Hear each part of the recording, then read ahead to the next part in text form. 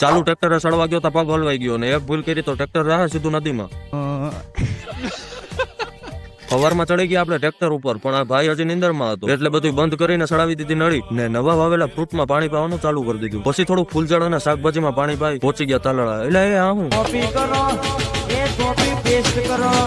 અને હવે જવાનું છે દોસ્તારનું લાયસન્સ કઢાવવા. કાગળિયા બ્લર રાખવા પડે, બાકી હેરાન થઈ જવાય.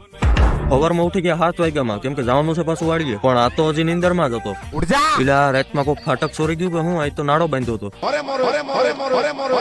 ભાઈ આ તો મોરે મોરાની વાત કરે, આપણે અહીંથી ભાગવું જોઈએ. પછી ભાઈ આવી ગયો ટ્રેક્ટર લઈને. સૂર્યએ ઝાકર પકડવાનું કામ ચાલુ કરી દીધું ને અહીંયા માસડો હમો કરવાનું ચાલુ કરી દીધું. અમે તો વેલા પૂગી ગયા, પણ મજૂર 1 મિનિટે વેલા આવે નહીં. પણ એ આવે એ પેલા આપણે પાવડા તપેરા પુગાડી દઈએ ખેતરમાં.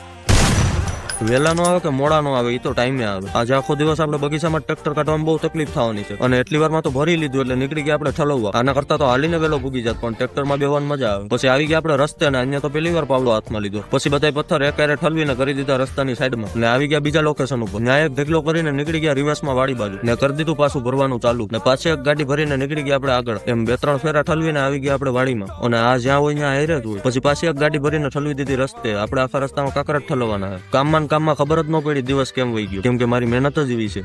હાલો ભાઈ, વિડીયો ગમ્યો તો સબસ્ક્રાઇબ કરી દેજો. તો મળીએ એક નવા વ્લોગમાં.